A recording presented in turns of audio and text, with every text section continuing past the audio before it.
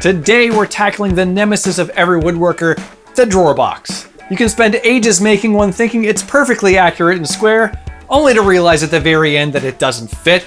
It's like flying blind in a woodworking thunderstorm. But fear not, I'm gonna clear those cabinetry clouds and show you 3 drawer building techniques guaranteed to land you in smooth operating bliss. And if you stick around to the very end, there might be a 4th drawer box? To make the basic beginner drawer box, I was gonna get some sanded pine plywood, but they were out of stock at the big box store, so I got some inexpensive birch plywood instead. Both are what I would consider to be the least expensive plywood that I would use, but take a good look before buying. If it's exhibiting any symptoms of pringleness, then I would look elsewhere. Anything worse, and it's gonna be way harder to build a drawer box, particularly since this is supposed to be a beginner version.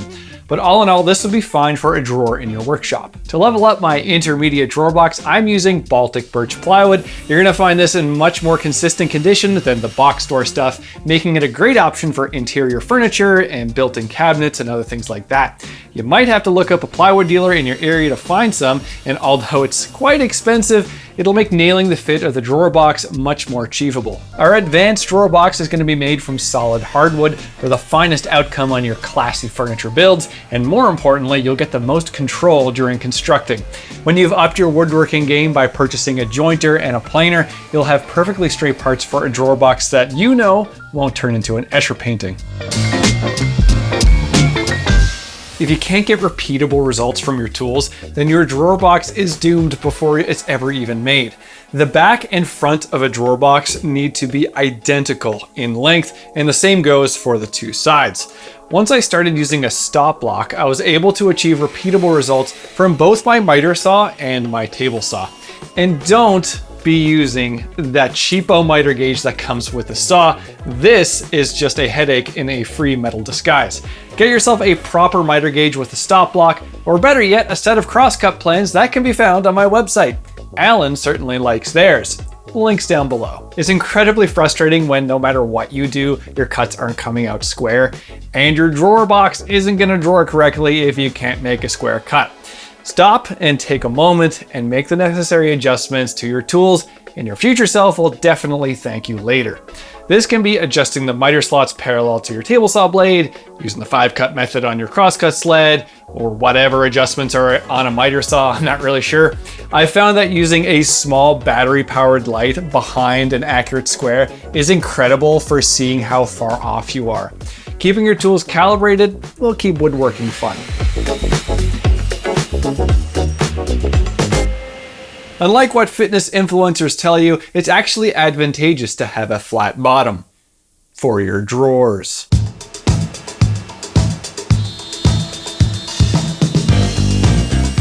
For the beginner box, I don't have to do anything yet.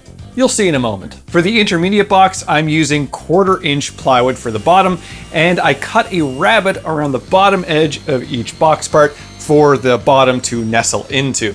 This can be done several ways: at the table saw, with or without a dado stack, with a handheld router, or at the router table. The rabbet's going to provide extra glue area for the bottom to be glued into, making it extra strong, and it's going to hide the bottom from being seen from the sides. For the advanced box, I made a 1/4-inch groove to house a 1/4-inch piece of plywood for the bottom, and I did that at the router table. Except if I did that, I would have made a huge mistake, because if you didn't know, 1/4-inch plywood isn't as advertised. It's actually a little bit thinner than it says it is, which is why they make specialized router bits for plywood. And just to confuse things even more, there are a few different sized, undersized 1/4-inch plywood router bits to choose from. So what I did is use my calipers. If you don't have a pair, you can buy a cheap pair and just measure along the way, take an average, and then check out the links below to a couple of different undersized router bits that I've used. If you're not confident in this groove right now, then the assembly later of the drawer is gonna go completely haywire. You also need to think ahead here. The position of this groove can depend on the drawer slide that you're using. I'll go over this later in the video. Also, if your drawer is wider than 24 inches, then consider using 1/2-inch thick plywood for a stronger drawer bottom.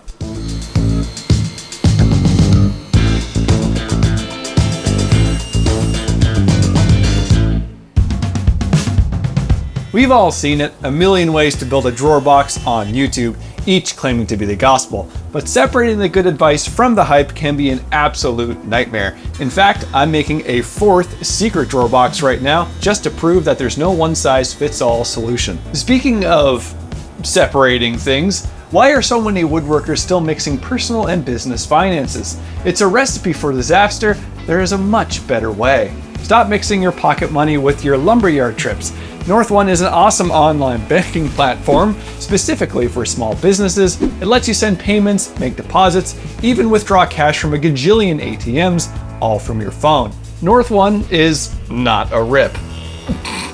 Get it? You get free transfers, no overdraft fees, the works. But my favorite feature is their automatic budgeting tool, which quite literally creates separate envelopes for your money. But hey, at least with North One, everything's smooth sailing, much smoother than any of my glue ups. It only takes 3 minutes to apply, and you get your own snazzy business debit card. Their customer service is even like having a master woodworker on speed dial, but for your accounting. They know exactly how to help you plan your finances and file taxes at a high level. No more struggling in the dark like me trying to space this drawer bottom groove correctly. Plus, it's way cheaper than those old school banks. We're talking about saving hundreds per month while saving your digits.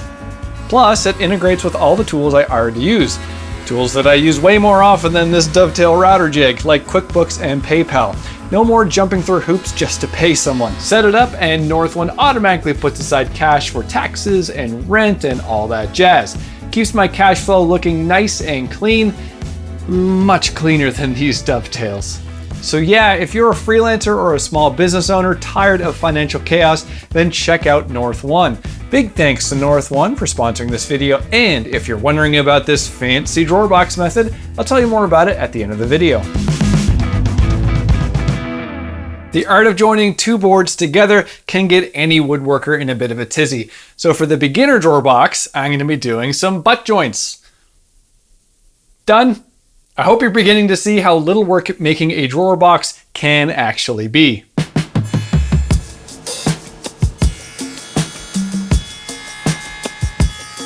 For the middle child, I made rabbets, which, as I proved in my joint strength testing video, is an incredibly strong joint while being super easy to make with a table saw, with or without a dado stack, at a router table, or even a handheld router. Because I already made the rabbet for the drawer bottom, I could easily make the rabbet at the same time, which is actually super efficient if you're banging out a bunch of drawer boxes at the same time.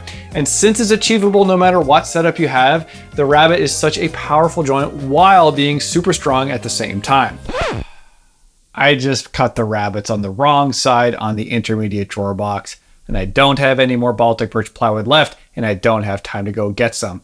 So I'm gonna use the same plywood as I did in the beginner box, but we're all gonna pretend that it's actual Baltic birch, okay? For the more mature and steadfast drawer box, I made box joints because they're strong and sexy at the same time, and they're pretty straightforward to make if you're patient. They can be made with a very simple to make jig, either on the table saw or on the router table. I've made the mistake of making these too tight, and when I assembled it, the glue is essentially just squeezed out of the joint, leaving it pretty weak. So make sure you can slide them together without too much effort to avoid glue starvation.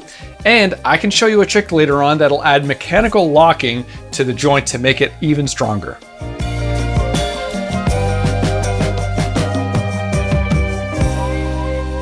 Finally, I can work on the beginner drawer box because thus far, it hasn't actually required a lot of work, which, come to think about it, is pretty nice. However, the biggest issue is yet to come because if you don't have any specialized clamps, gluing up and lining up a butt joint is actually a little bit tricky.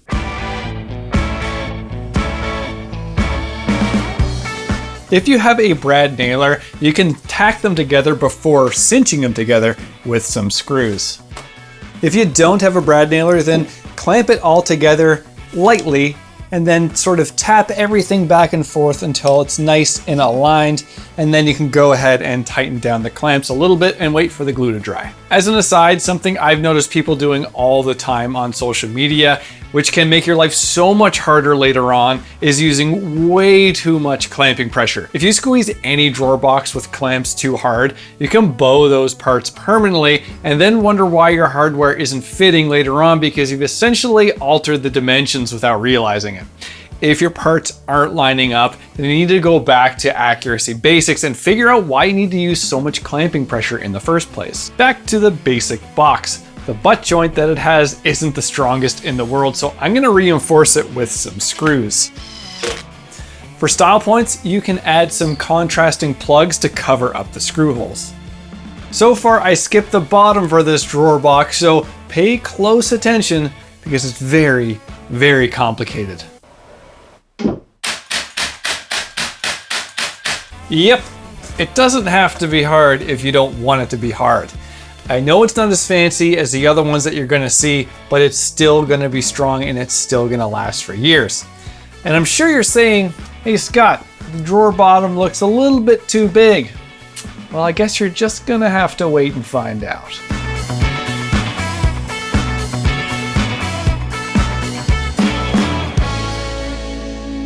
The great thing about Malcolm in the middle here sporting these rabbets is that the parts more or less find where they want to be. However, some people like to say that the rabbet is a self-squaring joint, but I kind of think that's a load of BS because any poorly placed clamp will pull a joint out of square. If you're batching out a boatload of these, you can use brad nails to hold everything together while the glue dries. You can also add dowels to supposedly reinforce this joint, but if you've watched one of my joint strength testing videos, you will have seen that I prove that putting dowels in a rabbet actually makes it weaker. Now the drawer bottom can be glued into place. You can simply put some weight on it while the glue dries, or for a swifter result, you can add more brad nails. Come on, there we go.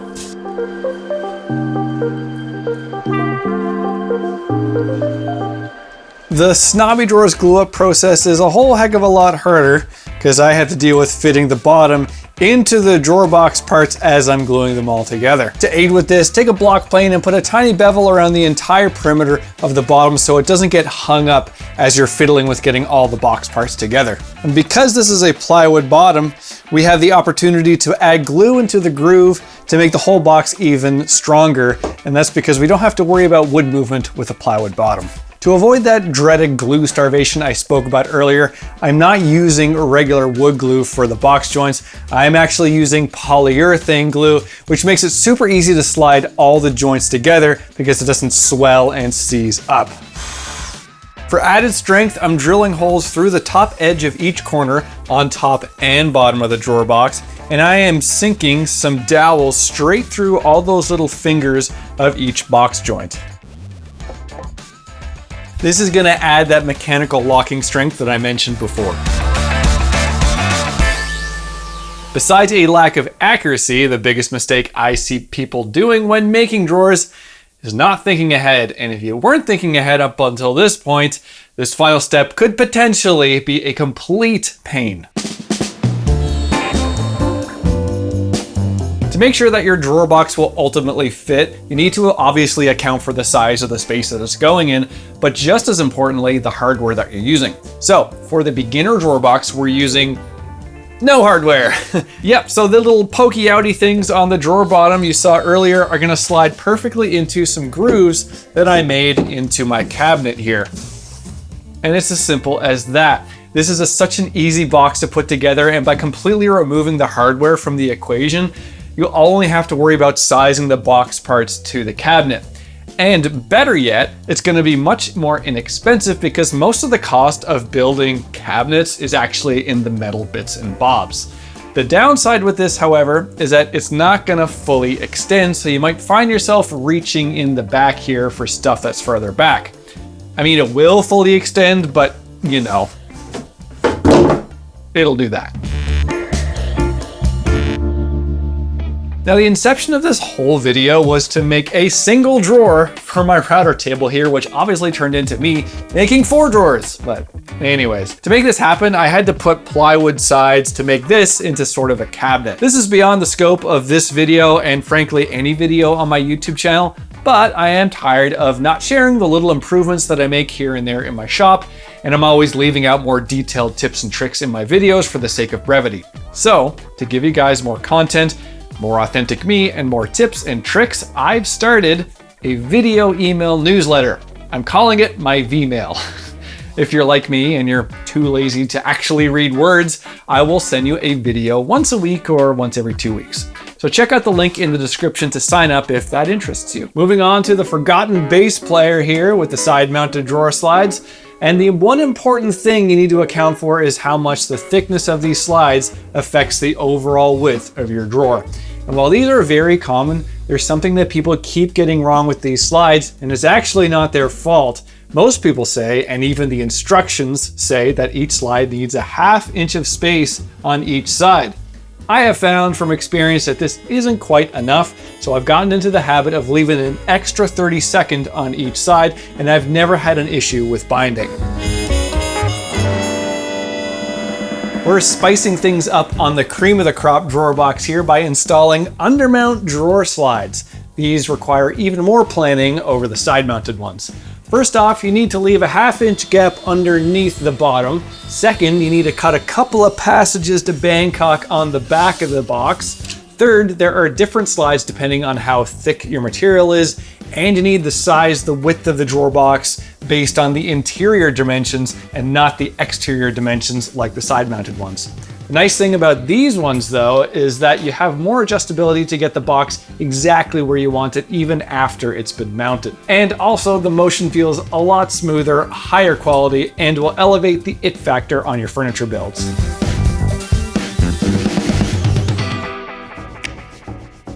Remember what I was working on during the sponsor segment? Did you even watch the sponsor segment? Well, it's a bonus method for making a drawer box, the bougiest way I know how.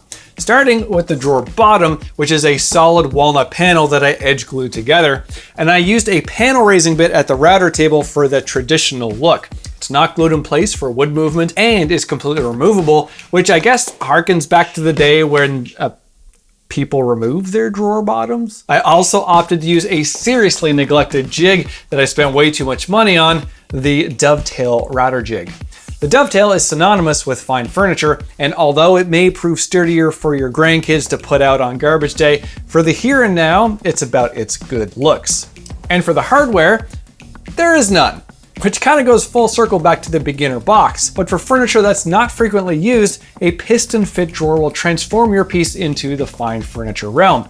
And the best part, you don't need a separate drawer front. Drawer fronts. The beginner, intermediate, and advanced boxes have these gaps around the perimeter from where the drawer slides are, and to hide them to complete the look, you'll need to install a drawer front, which can be as simple as a piece of plywood or as complicated as you want them to be, and all of which is beyond the scope of this video. These are 4 great options for making solid drawer boxes for a variety of use cases, but it only scratches the surface of what's possible. If you want to get a better grasp on joinery methods for drawer box construction, then I have a video for you right here which will give you the confidence that your builds will last a lifetime. And you'll find out why reinforcing a rabbet isn't actually a good idea.